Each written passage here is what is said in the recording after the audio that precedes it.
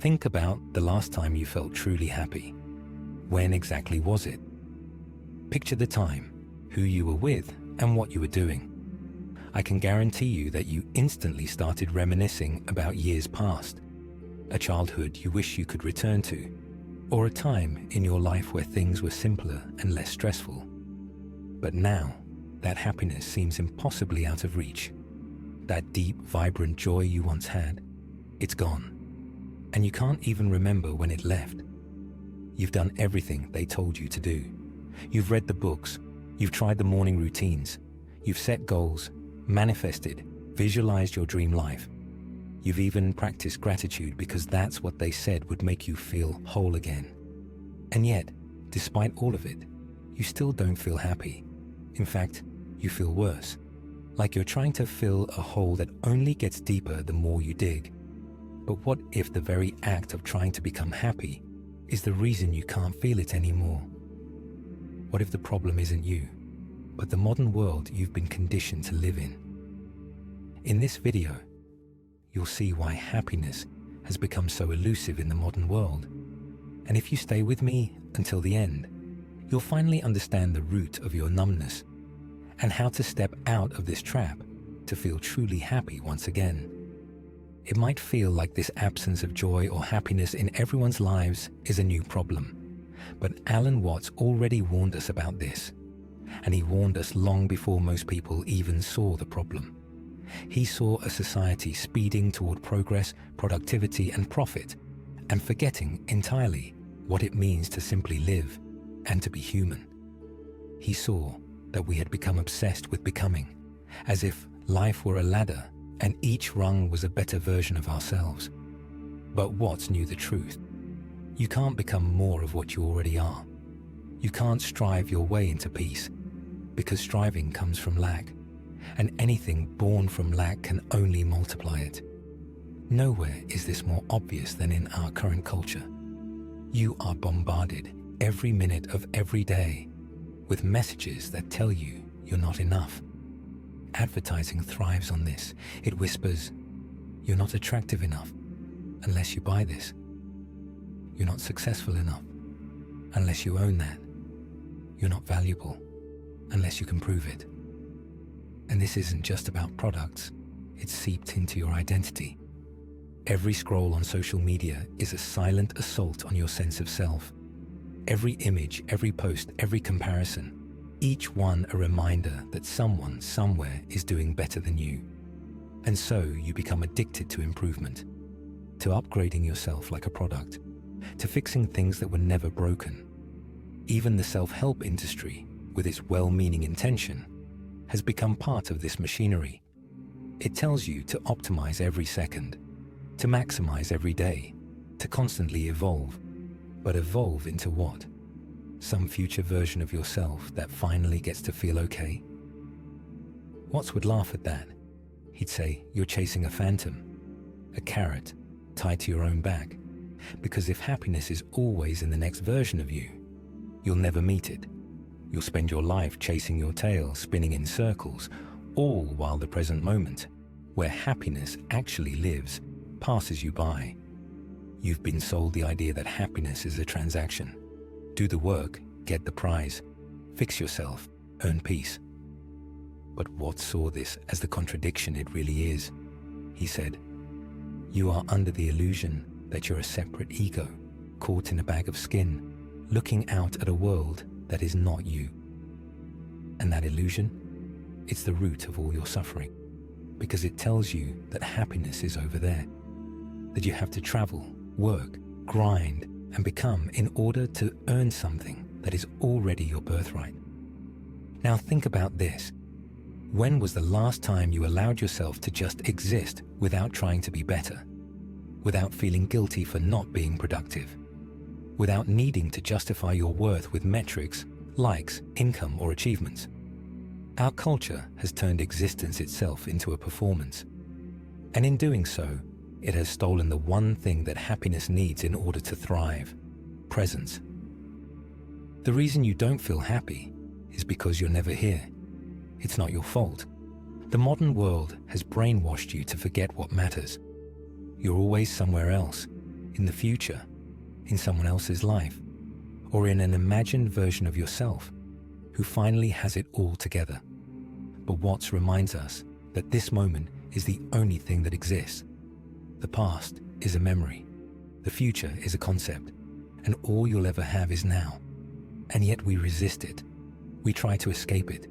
We numb it, edit it, or postpone it. But the more we do, the more disconnected we feel. And that disconnection becomes our baseline. Our lives are full of noise, scrolling, comparing, optimizing, performing. And underneath all that noise is a quiet truth we don't want to face, that we've forgotten how to just be. We've made peace conditional. We've made rest feel lazy, and we've made stillness feel like failure. But Watts understood that being isn't passive, it's powerful. To exist without needing justification is a radical act in a world that demands constant proof of your worth. Now you might be wondering, if chasing happiness doesn't work, then what does? Watts would turn that question on its head. He'd ask, why do you need it to work?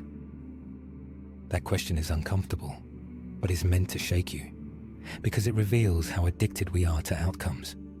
We've been taught that our entire worth rests on getting somewhere. But in doing so, we've lost the ability to actually be here. We're so obsessed with becoming that we've forgotten how to simply be.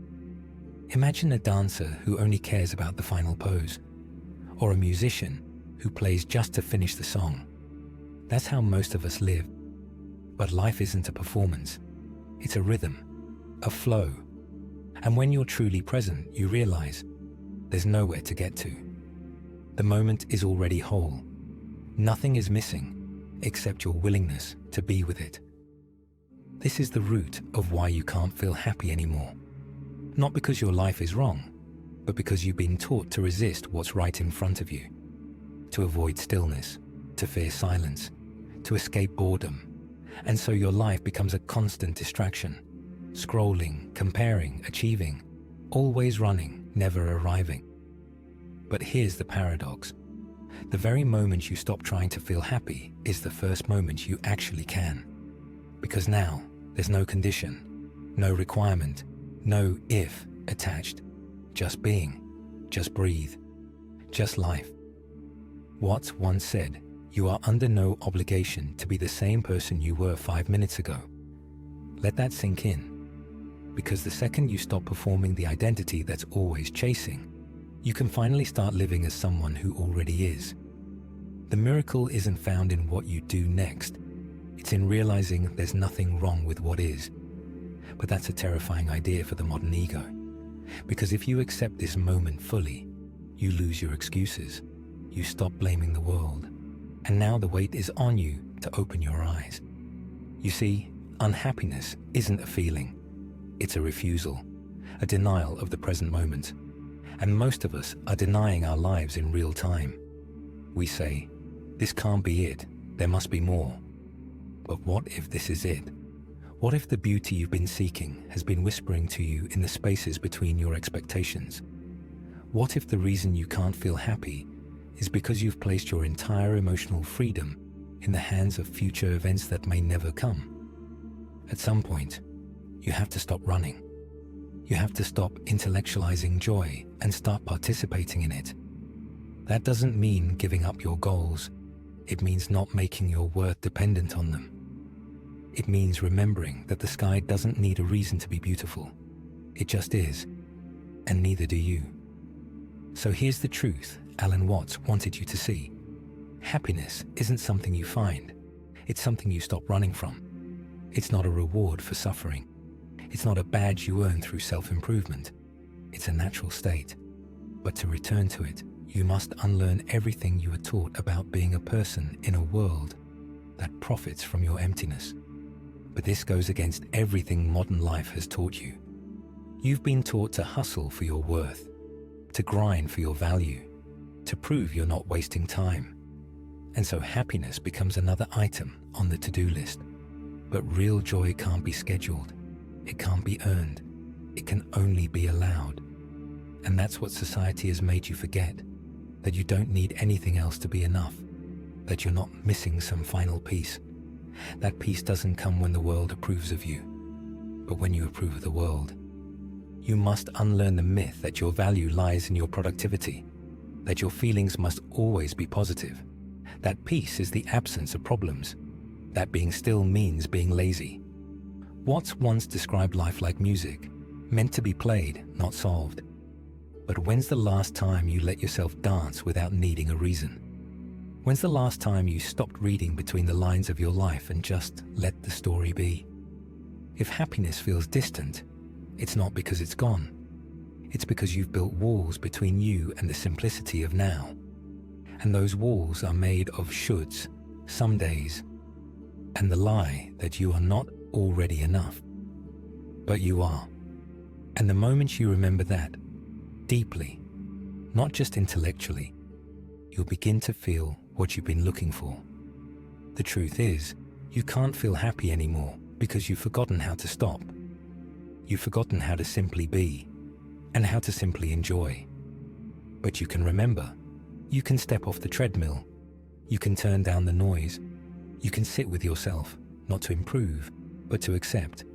And from that space, happiness will return. Not as a reward, not as a prize, but as something far more sacred, a companion that was waiting all along.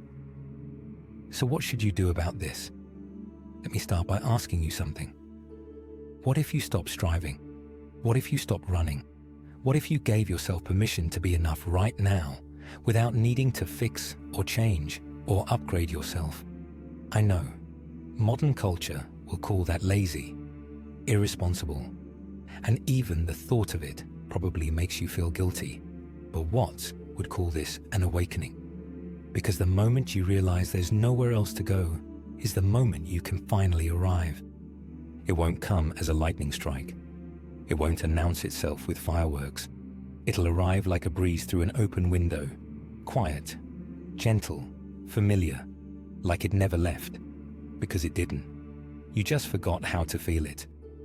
So if you've been numb, if you've been empty, if you've been quietly wondering what happened to your joy, know this, it's still here, underneath the noise, beneath the effort, waiting. You were never broken. You were just too busy trying to be better to notice you were already whole. That's the answer you've been looking for. And now that you see it, the only question left is, will you stay still long enough to feel it?